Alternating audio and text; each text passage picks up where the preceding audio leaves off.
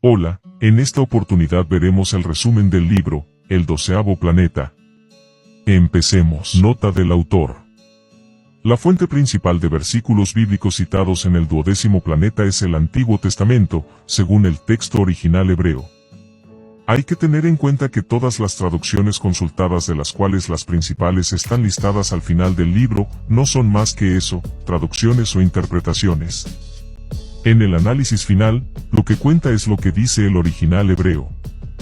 En la versión final citada en el 12º planeta, he comparado entre sí las traducciones disponibles, así como todas estas con la fuente hebrea y los textos, relatos paralelos sumerios y acadios, para llegar a lo que considero que es la interpretación más exacta. La interpretación de los textos sumerios, asirios, babilonios e hititas ha sido el trabajo de toda una legión de estudiosos durante más de un siglo. Después de descifrar las escrituras y el idioma, hubo que transcribir, transliterar y, por último, traducir. En muchos casos, fue posible elegir entre diferentes traducciones e interpretaciones solo para verificar antiguas transcripciones y transliteraciones. En otros casos, la perspicacia de algún estudioso contemporáneo pudo arrojar nuevas luces sobre una antigua traducción. La lista de fuentes de textos de Oriente Próximo que se ofrece al final de este libro, va, de esta manera, desde lo más antiguo hasta lo más moderno, y va seguida de las publicaciones eruditas en las que se han encontrado muchas de las contribuciones que han resultado de utilidad para la comprensión de los textos. Zecharia Sitchin. Prólogo. Ahora que nuestros propios astronautas han alcanzado la superficie de la Luna y que hemos enviado naves no tripuladas a explorar otros planetas, ya no resulta imposible creer que una civilización de otro planeta, más avanzada que la nuestra, fuera capaz de hacer aterrizar a sus astronautas en la Tierra en algún momento de nuestro pasado. Un buen número de autores, algunos de ellos muy populares, han especulado con la idea de que muchos monumentos de la antigüedad, como las pirámides y otras gigantescas esculturas de piedra, fueran forjados por unos supuestos visitantes de otro planeta. Sin embargo, no hay mucho de nuevo en estas intrigantes especulaciones. Incluso los mismos pueblos de la antigüedad creían que seres superiores de los cielos, los antiguos dioses, bajaban a la tierra.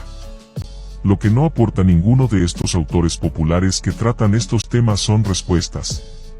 Si estos seres vinieron en realidad a la Tierra, ¿cuándo lo hicieron? ¿Cómo llegaron aquí? ¿De dónde venían? ¿Y qué hicieron aquí durante su estancia? Lo que nos proponemos es dar respuesta a estos interrogantes, utilizando el Antiguo Testamento como ancla, y no presentando como evidencia otra cosa que los textos, los dibujos y los objetos que nos dejaron los antiguos pueblos de Oriente Próximo. Iremos más allá de estas inquietantes preguntas y de sus provocativas sugerencias. Demostraremos que, ciertamente, la Tierra fue visitada en el pasado por astronautas de otro planeta. Identificaremos el planeta del cual vinieron estos astronautas. Pondremos al descubierto los antiguos informes de una colisión celestial, a consecuencia de la cual un planeta intruso vino a ser capturado por la órbita del Sol, y mostraremos que todas las religiones de la antigüedad se basaban en el conocimiento y la veneración de este 12º miembro de nuestro sistema solar. Demostraremos que este 12º planeta fue el hogar materno de los antiguos visitantes de la Tierra. Presentaremos textos y mapas celestes que tratan de los vuelos espaciales a la Tierra, y dejaremos establecido cuándo y por qué vinieron aquí. Los describiremos, y hablaremos de su aspecto y vestimenta, entreveremos sus naves y sus armas, seguiremos sus actividades en la Tierra, sus amores y sus celos, sus logros y sus luchas. Y también desentrañaremos el secreto de su inmortalidad. 1. Un interminable comienzo. De todas las evidencias que hemos acumulado para apoyar nuestras conclusiones, la prueba número 1 es el mismo hombre. En muchos aspectos, el hombre moderno, el Homo sapiens, es un extraño en la Tierra. Desde que Charles Darwin conmocionó al mundo de los estudiosos y los teólogos de su tiempo con las evidencias de la evolución, la vida en la Tierra se describe a través del hombre y los primates, mamíferos y vertebrados, remontándonos hasta formas de vida aún más inferiores y llegar, al fin, miles de millones de años atrás, al punto en el que se presume que comenzó la vida. Si la vida comenzó a través de una serie de reacciones químicas espontáneas, porque la vida en la Tierra no tiene más que un único origen, y no una multitud de orígenes posibles. ¿Y por qué toda la materia viva de la Tierra contiene tan escasos elementos químicos de los que abundan en la Tierra, y tantos que son tan extraños en nuestro planeta? ¿Acaso la vida fue importada a la Tierra desde algún otro lugar? El primer ser considerado como verdaderamente humano, el Australopithecus avanzado, vivió en las mismas zonas de África hace unos 2 millones de años. Y aún le llevó otro millón de años producir al Homo erectus. Por último, después de otros 900.000 años, apareció el primer hombre primitivo, se le llamó Neandertal, por el lugar donde aparecieron por vez primera sus restos. A pesar de los más de 2 millones de años transcurridos entre el Australopithecus avanzado y el Neandertal, las herramientas de ambos grupos, piedras afiladas, eran virtualmente las mismas, y los mismos grupos, por el aspecto que se cree que tenían, hubieran sido difíciles de diferenciar. La aparición del hombre moderno solo 700.000 años después, del Homo erectus y unos 200.000 años antes del hombre de Neandertal es absolutamente inverosímil. Es evidente también que la desviación del Homo sapiens con respecto al lento proceso evolutivo es tan pronunciada que muchos de nuestros rasgos, como el de la capacidad de hablar, no tienen conexión alguna con los primates anteriores. Una autoridad prominente en este tema, el profesor Szedeusz Dobzhansky, Mankind Evolving, estaba ciertamente desconcertado por el hecho de que este desarrollo tuviera lugar durante un periodo en el cual la Tierra estaba atravesando una glaciación, el momento menos propicio para un avance evolutivo, señalando que el Homo sapiens carecía por completo de algunas de las peculiaridades de los tipos anteriores conocidos, y que tenía algo que nunca antes se había visto. Llegó a la conclusión de que el hombre moderno tiene muchos parientes fósiles colaterales, pero no tiene progenitores. De este modo, la aparición del Homo sapiens se convierte en un enigma. Entonces, ¿cómo puede ser que los antepasados del hombre moderno aparecieran hace unos 300.000 años, en lugar de hacerlo dentro de 2 o 3 millones de años en el futuro, tal como hubiera sucedido en caso de seguir el desarrollo evolutivo? ¿Fuimos importados a la Tierra desde algún otro lugar o, como afirma el Antiguo Testamento y otras fuentes antiguas, fuimos creados por los dioses? Al hombre le llevó 2 millones de años avanzar en su industria de la herramienta, desde la utilización de las piedras tal cual las encontraba, hasta el momento en que se percató de que podía desportillarlas y darles forma para adaptarlas mejor a sus propósitos. ¿Por qué no otros 2 millones de años para aprender a utilizar otros materiales, y otros 10 millones de años más para dominar las matemáticas, la ingeniería y la astronomía? Y, sin embargo, aquí estamos, menos de 50.000 años después del hombre de Neandertal, llevando astronautas a la Luna. Aunque nuestros estudiosos no puedan explicar la aparición del Homo sapiens y de la civilización del hombre de Cro-Magnon, al menos no hay duda, por ahora, en cuanto al lugar de origen de esta civilización, Oriente Próximo. Las tierras altas y las cordilleras que se extienden en un semiarco desde los montes Sagres, en el este, donde, en la actualidad, se encuentra la frontera entre Irán e Irak, pasando por el monte Ararat y la cadena montañosa del Tauro, en el norte, para bajar hacia el oeste y el sur, por las colinas de Siria, Líbano e Israel, están repletas de cavernas donde se han conservado las evidencias de un hombre más moderno que prehistórico. Una de estas cuevas, la de Sanidar, está situada en el nordeste del semiarco de la civilización. En la actualidad, los feroces kurdos buscan refugio en las cuevas de esta zona tanto para sí mismos como para sus rebaños durante los fríos meses de invierno. Así debió de ser también en una noche invernal de hace 44.000 años, cuando una familia de 7 miembros, uno de los cuales era un bebé, buscó refugio en la cueva de Sanidar. Sus restos, todos ellos fueron aplastados por un desprendimiento de rocas, fueron descubiertos en 1957 por un sobrecogido Ralph Seletsky, que había ido a la zona en busca de evidencias del hombre primitivo. Lo que mostró este registro fue tan sorprendente como el descubrimiento mismo. La cultura humana no mostraba ningún progreso sino, incluso, una evidente regresión. Comenzando desde cierto nivel, las generaciones siguientes no mostraban niveles más avanzados sino niveles inferiores de vida civilizada. Y la regresión y la disminución de la población llevaron al punto de la casi completa ausencia de habitantes en la zona. Se supone que por motivos climáticos, el hombre casi desapareció de toda esta zona durante 16.000 años. Y luego, alrededor del 11.000 años antes de Cristo, el hombre pensante volvió a aparecer con un nuevo vigor y con un inexplicablemente alto nivel cultural. La atención se concentró una vez más en el libro del Génesis. Los comienzos de su reino fueron Babel, Erech y Akkad. Akkad. ¿De veras existió una capital real anterior a Babilonia y a Nínive? Las ruinas de Mesopotamia han aportado evidencias concluyentes de que, realmente, hubo una vez un reino llamado Akkad, establecido por un soberano mucho más antiguo que se llamaba a sí mismo Sarrukin, soberano justo. En sus inscripciones, decía que su imperio se extendía, por la gracia de su dios Enlil desde el mar inferior, el Golfo Pérsico, hasta el mar superior, se cree que se trata del Mediterráneo. Y alardeaba de que, en los muelles de Akkad amarraban naves de distantes tierras. Los estudiosos se quedaron petrificados. Se habían encontrado con un imperio mesopotámico en el tercer milenio antes de Cristo. Aquello significaba un salto, hacia atrás, de unos 2000 años, desde el Sargón asirio de Der-Sarrukin al Sargón de Akkad y, encima, los montículos que fueron excavados sacaron a la luz literatura y arte, ciencia y política, comercio y comunicaciones, toda una civilización, mucho antes de la aparición de Babilonia y Asiria.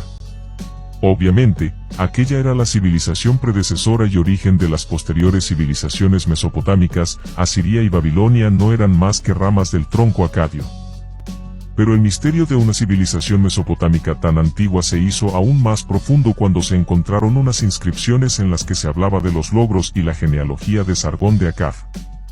En ella se decía que su título completo era rey de Akkad, rey de Kis, y se expresaba que, antes de ascender al trono, había sido consejero de los soberanos de Kis.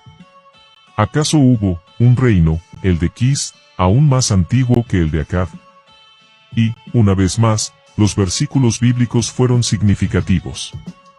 Kas engendró a Nemrod, que fue el primero que se hizo prepotente en la tierra. Los comienzos de su reino fueron Babel, Erech y Akkad. Los descubrimientos arqueológicos no solo reivindicaban las crónicas bíblicas, sino que también parecían asegurar que tenía que haber habido reinos, ciudades y civilizaciones en Mesopotamia aún antes del tercer milenio antes de Cristo. La única cuestión era la siguiente: ¿hasta dónde tendría que remontarse uno para encontrar el primer reino civilizado? La llave que abriría la puerta para la comprensión del enigma sería todavía otra lengua. Los investigadores le echaron otro vistazo a las inscripciones ecadies. Básicamente, la escritura cuneiforme ecadie era silábica, cada signo representaba una sílaba completa, AB, BA, BAT, etc. Sin embargo, la escritura hacía un uso más amplio de signos que no eran sílabas fonéticas, sino que transmitían los significados de Dios, ciudad, campo o vida, elevado, etc. La única explicación posible para este fenómeno era que esos signos fueran los remanentes de un sistema de escritura anterior que utilizara ideogramas. Así pues, el acadio debía de haber sido precedido por otra lengua que utilizaba un método de escritura similar al de los jeroglíficos egipcios. No tardó en hacerse obvio que una lengua más antigua, y no solo una forma de escritura más antigua, se hallaba implicada en todo aquello. Los estudiosos se encontraron con que las inscripciones y los textos acadios hacían amplio uso de palabras prestadas, palabras que habían tomado intactas de otra lengua, del mismo modo que otros idiomas modernos han tomado prestada la palabra inglesa estrés. Uno de los mayores descubrimientos de textos acadios tuvo lugar en las ruinas de una biblioteca reunida por Osurbanipal en Nínive. Laird y sus colegas sacaron de aquel lugar más de 25.000 tablillas, muchas de las cuales eran descritas por los antiguos escribas como copias de textos de antaño. Un grupo de 23 tablillas terminaba con la frase, tablilla 23, lengua de Shame sin cambiar. Otro texto llevaba una enigmática frase del mismo Osurbanipal. El Dios de los escribas me ha concedido el don de conocer su arte. He sido iniciado en los secretos de la escritura. Puedo incluso leer las intrincadas tablillas en chumerio, comprendo las enigmáticas palabras talladas en la piedra. De los días anteriores al diluvio. En enero de 1869, Jules Oppert sugirió ante la Sociedad Francesa de Numismática y Arqueología que había que reconocer la existencia de una lengua y un pueblo preacadio. Apuntando que los primeros soberanos de Mesopotamia proclamaban su legitimidad tomando el título de rey de Sumer y Akkad, Oppert sugirió que se llamara a aquel pueblo Sumerios y a su tierra Sumer. excepto por la mala pronunciación del nombre, debería de haber sido Shame, y no Sumer, o Perth tenía razón. Sumer no era una tierra misteriosa y distante, sino el nombre primitivo de las tierras del sur de Mesopotamia, tal como se establecía en el libro del Génesis. Las ciudades reales de Babilonia, Akkad y Erech estaban en tierra de Sennaar. Sennaar, o Sinar, era el nombre bíblico de Shame. En el momento en el que los estudiosos aceptaron estas conclusiones, se abrió paso a lo que tenía que suceder. Las referencias ecadies a los textos de antaño tomaron pleno significado y los estudiosos no tardaron en darse cuenta de que las tablillas con largas columnas de palabras no eran más que vocabularios y diccionarios acadio-sumerio preparados en Asiria y Babilonia para su propio estudio de la primera lengua escrita, el sumerio. Sin estos antiquísimos diccionarios, aún estaríamos lejos de poder leer el sumerio. Y, con su auxilio, se abrió un vasto tesoro literario y cultural. También quedó claro que a la escritura sumeria, originalmente pictográfica y tallada en la piedra en columnas verticales, se le dio un trazado horizontal para, más tarde, estilizarla para escribirla con cuña sobre suaves tablillas de arcilla, hasta convertirla en la escritura cuneiforme que adoptaron acadios, babilonios, asirios y otras naciones del Oriente Próximo de la Antigüedad. Uno de los soberanos mejor conocidos de Lagash fue Gudea. Se encontró una gran cantidad de estatuillas de él, mostrándole en todas ellas con una postura votiva, orando a sus dioses. Esta postura no era simulada. Gudea se había consagrado a la adoración de Ninjirsu, su principal deidad, y a la construcción y la reconstrucción de templos. Sus muchas inscripciones revelan que, en la búsqueda de exquisitos materiales de construcción, trajo oro de África y de Anatolia, plata de los montes Taurus, cedros del Líbano, otras maderas poco comunes del Ararat, cobre de la cordillera de los Agres, diorita de Egipto, cornalina de Etiopía, y otros materiales de tierras que los estudiosos no han conseguido identificar todavía. Cuando Moisés construyó una residencia para el Señor Dios en el desierto, lo hizo según unas instrucciones muy detalladas que le había dado éste. Cuando el rey Salomón construyó el primer templo de Jerusalén, lo hizo después de que el Señor le hubiera dado su sabiduría.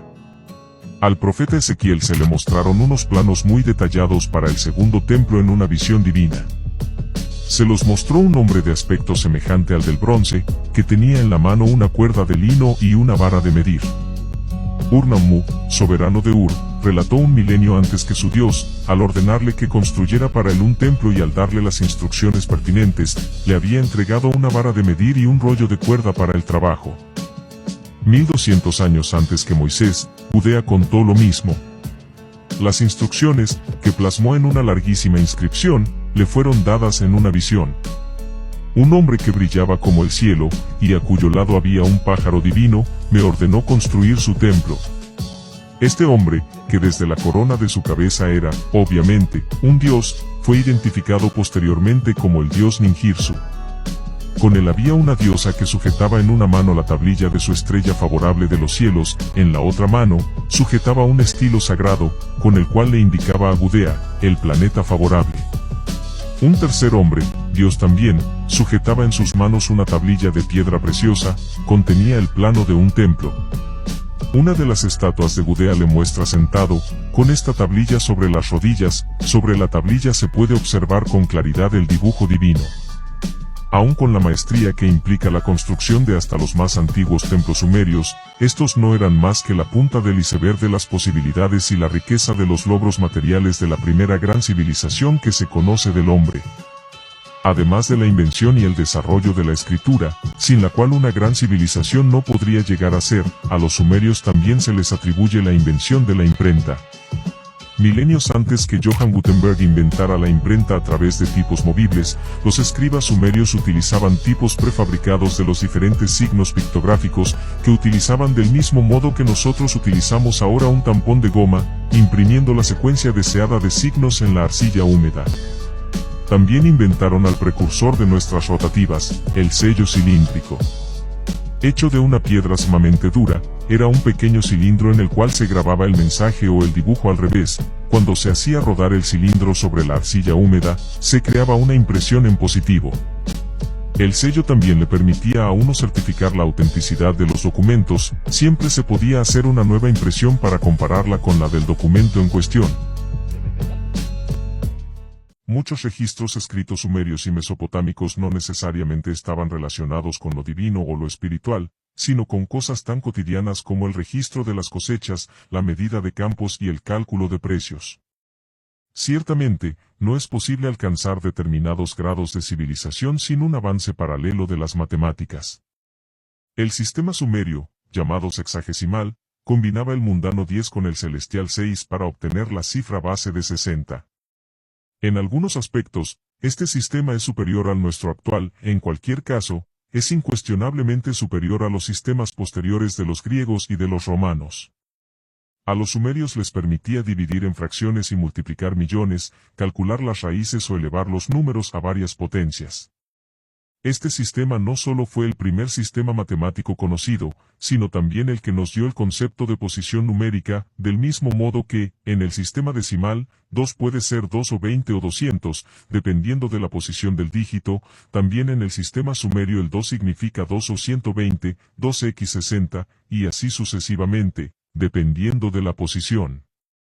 Los 360 grados del círculo, el pie y sus 12 pulgadas, y la docena como unidad no son más que unos cuantos ejemplos de los vestigios de las matemáticas sumerias que todavía podemos ver en nuestra vida cotidiana. Sus logros paralelos en astronomía, en el establecimiento del calendario y en otras hazañas matemáticos celestiales de similar calibre recibirán un estudio mucho más preciso en capítulos posteriores. Del mismo modo que todo nuestro sistema económico y social, libros, registros legales y económicos, contratos comerciales, certificados matrimoniales, etc., dependen del papel, la vida sumeria mesopotámica dependía de la arcilla. Templos, tribunales y casas de comercio disponían de sus propios escribas, con sus tablillas de arcilla húmeda dispuestas para anotar decisiones, acuerdos o cartas, o para calcular precios, salarios, el área de un campo o el número de ladrillos necesarios en una construcción. La arcilla también era la materia prima básica en la manufactura de utensilios de uso cotidiano y de recipientes para el almacenamiento y el transporte de bienes. También se utilizó para hacer ladrillos, otra cosa en la que los sumerios fueron los primeros, algo que hizo posible la construcción de casas para el pueblo, de palacios para los reyes y de templos imponentes para los dioses. A los sumerios se les atribuyen dos avances tecnológicos que hicieron posible combinar la ligereza con una fuerte resistencia en todos los objetos de arcilla, la armazón y la cocción. Los arquitectos modernos han descubierto que se puede hacer hormigón armado, un material de construcción sumamente fuerte, echando cemento en moldes con un entramado interior de varillas de hierro, pero hace mucho que los sumerios fueron capaces de dar a sus ladrillos una gran fortaleza mezclando la arcilla húmeda con trozos de carrizo o paja. También sabían que a los objetos de arcilla se les podía dar resistencia y durabilidad cociéndolos en el horno. Fue gracias a estos avances tecnológicos que se hizo posible la construcción de los primeros edificios y arcadas del mundo, así como la elaboración de la primera cerámica duradera. La invención del horno, un lugar donde conseguir unas temperaturas intensas pero controladas, sin correr el riesgo de que los productos se llenen de polvo o cenizas, hizo posible un avance tecnológico aún mayor, la edad de los metales. El arte de la metalurgia no tardó en abarcar también la habilidad para alear el cobre con otros metales, obteniendo como resultado un metal fundible, duro, pero maleable, al que llamamos bronce. La edad del bronce, nuestra primera época metalúrgica, fue también una contribución mesopotámica a la civilización moderna. No se puede fundir, refinar y alear sin un abundante suministro de combustibles para alimentar hornos y crisoles. En Mesopotamia no había menas, pero había combustible en abundancia, de modo que el mineral metalífero fue llevado hasta los combustibles, lo cual explicaría muchas de las más antiguas inscripciones en las que se describe el transporte del mineral desde muy lejos. Los combustibles que le dieron a Sumer la supremacía tecnológica fueron betunes y asfaltos, productos del petróleo que se filtraban de forma natural hasta la superficie en muchos lugares de Mesopotamia. R.J. Forbes, Bitumen and Petroleum in Antiquity, demuestra que los depósitos de superficie de Mesopotamia fueron las principales fuentes de combustible del mundo antiguo, desde los tiempos más primitivos hasta la época de Roma, y concluye que el uso tecnológico de estos productos del petróleo comenzó en Sumer alrededor del año 3500 a.C. De hecho, dice que la utilización y el conocimiento de los combustibles y de sus propiedades fueron mayores en tiempos de los sumerios que en las civilizaciones que le siguieron.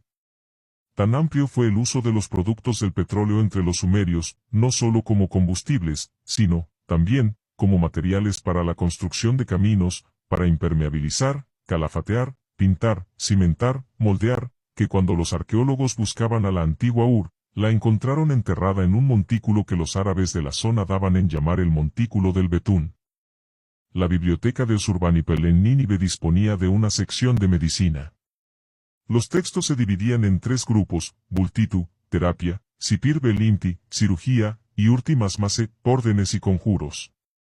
En los antiguos códigos legales había secciones que trataban de los honorarios que había que pagar a los cirujanos por las operaciones exitosas, y de las penas que se les imponían en caso de fracaso, como, por ejemplo, que, si al abrir la sien de un paciente con una lanceta, el cirujano destruía accidentalmente el ojo de aquel, se le condenaba a perder la mano. Se han encontrado marcas inconfundibles de cirugía cerebral en algunos esqueletos encontrados en tumbas de Mesopotamia, y un texto médico parcialmente roto habla de la extirpación quirúrgica de una sombra que cubría el ojo de un hombre, probablemente un problema de cataratas. Otro texto menciona el uso de un instrumento cortante, diciendo que si la enfermedad ha alcanzado el interior del hueso, tendrás que rasparlo y quitarlo. Los enfermos de los tiempos sumerios podían elegir entre una ZU, médico de agua, y un IA, ZU, médico de aceite. Una tablilla encontrada en Ur, de cerca de 5.000 años de antigüedad, nombra a un practicante de la medicina como Lulú, el médico. También había veterinarios, conocidos como médicos de bueyes o bien como médicos de asnos. Los textos médicos sumerios tratan del diagnóstico y de las recetas. No dejan lugar a dudas de que los médicos sumerios no recurrían a la magia o a la brujería. Recomendaban la higiene y la limpieza, los baños de agua caliente y disolventes minerales, la aplicación de derivados vegetales y las fricciones con compuestos del petróleo. Se hacían medicinas de plantas y compuestos minerales, y se mezclaban con líquidos o disolventes según el método de aplicación. Si era por vía oral, se mezclaban los polvos con vino, cerveza o miel; si se vertían a través del recto, si se administraban como enema, se mezclaban con aceites vegetales. El alcohol, que jugaba un papel muy importante en la desinfección quirúrgica y como base de muchas medicinas, llegó hasta nuestros idiomas a través del árabe kol, del acadio kulú. Los modelos de hígado encontrados nos indican que se enseñaba medicina en algún tipo de escuelas médicas, con la ayuda de modelos de arcilla de los órganos humanos. Debieron de estar bastante avanzados en anatomía, pues los rituales religiosos nos hablan de elaboradas disecciones de los animales sacrificials, solo un escalón por debajo de un conocimiento comparable en anatomía humana. En diversas representaciones sobre sellos cilíndricos o tablillas de arcilla se muestra a personas yaciendo sobre algún tipo de mesa quirúrgica, rodeadas por equipos de dioses o personas. Sabemos por la épica y por otros textos heroicos que los sumerios y sus sucesores en Mesopotamia estaban muy interesados en temas como la vida, la enfermedad y la muerte. Hombres como Gilgamesh, un rey de Erech, buscaban el árbol de la vida, o algún mineral, una piedra, que pudiera darles la eterna juventud. También existen referencias a esfuerzos por resucitar a los muertos, en especial si resultaban ser dioses. Sobre el cadáver, colgado del poste, ellos dirigieron el pulso y el resplandor, 60 veces el agua de la vida, 60 veces el alimento de la vida, ellos rociaron sobre aquel. E Inanna se levantó. Se conocerían y utilizarían en estos intentos de resurrección algunos métodos ultramodernos de los que solo podemos especular. El conocimiento y la utilización de materiales radiactivos en el tratamiento de determinadas dolencias queda, ciertamente, sugerido en una escena médica representada en un sello cilíndrico que data de los comienzos de la civilización sumeria. En él, se muestra, sin ningún tipo de dudas, a un hombre yaciendo sobre una cama especial, con el rostro protegido con una máscara y recibiendo algún tipo de radiación. Una economía próspera, una sociedad con tan extensas empresas materiales, no se podría haber desarrollado sin un eficaz sistema de transportes. Los sumerios utilizaban sus 2 grandes ríos y la red artificial de canales para el transporte por agua de personas, bienes y ganado. Algunas de las representaciones más antiguas que se tienen muestran lo que, sin ninguna duda, fueron las primeras embarcaciones del mundo. Sabemos por muchos textos primitivos que los sumerios también se metieron en aventuras marineras de aguas profundas, usando diversos tipos de barcos para llegar a tierras lejanas en busca de metales, maderas y piedras preciosas y otros materiales que no podían conseguir en la propia Sumer. En un diccionario acadio de la lengua sumeria se encontró una sección sobre navegación en la que había una lista de 105 términos sumerios sobre diferentes barcos en función de su tamaño, destino o propósito, de carga, de pasajeros o para el uso exclusivo de ciertos dioses. Otros 69 términos sumerios, relacionados con el manejo y la construcción de barcos, fueron traducidos al acadio. Solo una larga tradición marinera podría haber generado unas naves tan especializadas y una terminología tan técnica. Para el transporte por tierra, fue en Sumer donde se utilizó por primera vez la rueda.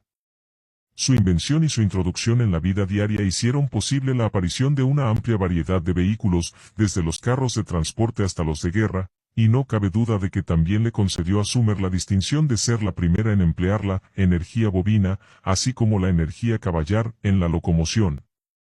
Solo el índice de From the Tablets of Sumer es ya, en sí, una joya, por cada uno de los 25 capítulos en los que se describe alguna de esas cosas en las que los sumerios fueron los primeros, como en ser los que hicieron las primeras escuelas, el primer congreso bicameral, el primer historiador, la primera farmacopea, el primer almanaque del agricultor, las primeras cosmogonía y cosmología, el primer Job, los primeros proverbios y refranes, los primeros debates literarios, el primer Noé, el primer catálogo de biblioteca, la primera época heroica del hombre, su primer código legal y sus primeras reformas sociales, su primera medicina, su primera agricultura y su primera búsqueda de la paz y la armonía mundial. Y esto no es una exageración. Las primeras escuelas se crearon en Sumer como consecuencia directa de la invención y la introducción de la escritura. Las evidencias, tanto arqueológicas, se han encontrado edificios donde se ubicaban las escuelas, como escritas, se han encontrado tablillas con ejercicios, indican la existencia de un sistema educativo formal hacia comienzos del tercer milenio antes de Cristo. Literalmente, había miles de escribas en Sumer, que iban desde los escribas subalternos hasta los altos escribas, escribas reales, escribas de los templos y escribas que asumían altos cargos del Estado. Algunos hacían de maestros en las escuelas, y aún podemos leer sus ensayos sobre las escuelas, sus objetivos y metas, su currículo y sus métodos de enseñanza. En las escuelas, no solo se enseñaba la lengua y la escritura, sino también las ciencias de la época, botánica, zoología, geografía, matemáticas y teología. Se estudiaban y se copiaban las obras literarias del pasado, y se creaban obras nuevas. Las escuelas estaban dirigidas por el Umia, profesor experto, y entre el profesorado se incluía, invariablemente, no solo un hombre encargado del dibujo y un hombre encargado del sumerio, sino también un hombre encargado del azote.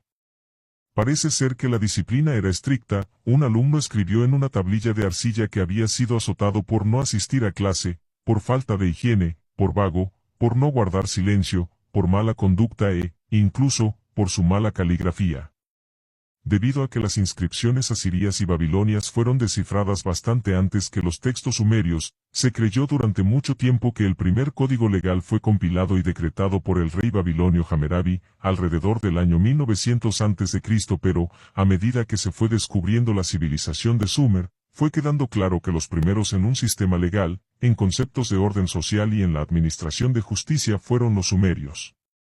Bastante antes que Hammurabi, un soberano sumerio de la ciudad-estado de Esnunna, al noreste de Babilonia, hizo un código de leyes que establecía los precios máximos de los comestibles y del alquiler de carros y barcas, con el fin de que los pobres no fueran oprimidos.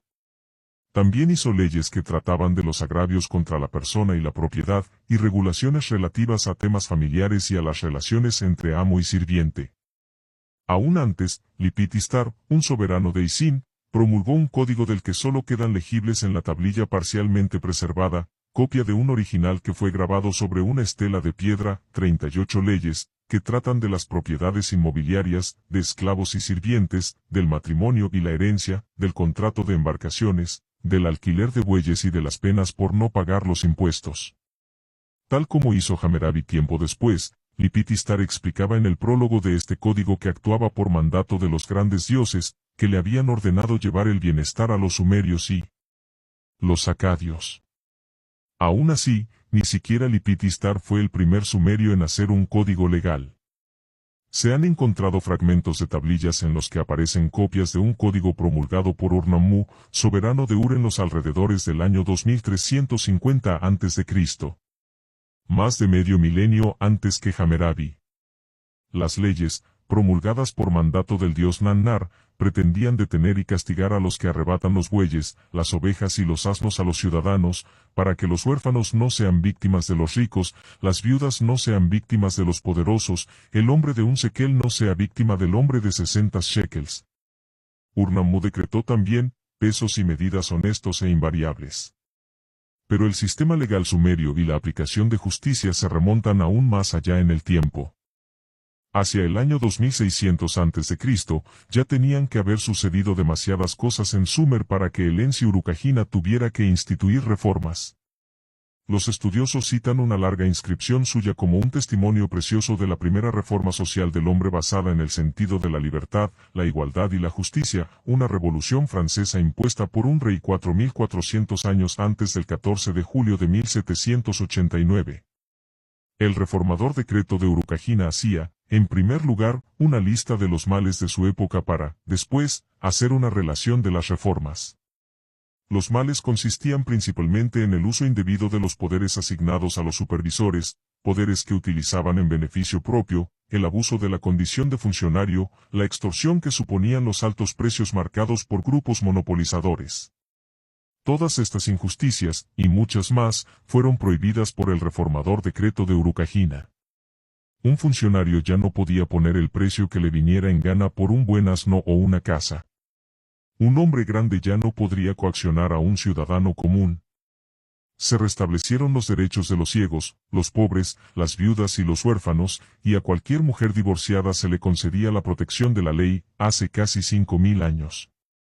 ¿Durante cuánto tiempo venía existiendo ya la civilización sumeria para requerir tan importante reforma? Está claro que durante mucho tiempo, pues Urukagina afirmaba que había sido su dios Ninjirso el que le había convocado para restablecer los decretos de los primeros días, una llamada implícita para volver a unos sistemas aún más antiguos y a unas leyes aún más lejanas en el tiempo. Las leyes sumerias se apoyaban en un sistema judicial en el que los procedimientos y los juicios, así como los contratos, eran meticulosamente registrados y preservados. Los magistrados actuaban más como jurados que como jueces, el tribunal estaba compuesto normalmente por 3 o 4 jueces, uno de los cuales era un juez real profesional, mientras los demás eran extraídos de un grupo de 36 hombres. Mientras que los babilonios se dedicaron a hacer reglas y regulaciones, los sumerios estaban más interesados en la justicia, pues creían que los dioses señalaban a los reyes, principalmente, para asegurar la justicia en la tierra. Se puede establecer más de un paralelismo entre los conceptos de justicia y de moralidad que aparecen aquí y los del Antiguo Testamento. Aún antes de que los hebreos tuvieran reyes, fueron gobernados por jueces. Los reyes no eran juzgados por sus conquistas o sus riquezas, sino por la medida en la cual hacían lo que era justo. En la religión judía, el Año Nuevo marca un periodo de 10 días durante el cual los hechos de los hombres se pesan y evalúan para determinar su destino en el año que comienza. Probablemente sea algo más que una coincidencia el hecho de que los sumerios creyeran en una deidad llamada Nanse, que juzgaba a la humanidad una vez al año del mismo modo. Después de todo, el primer patriarca hebreo, Abraham, vino de la ciudad sumeria de Ur, la ciudad de Urnammu y su código.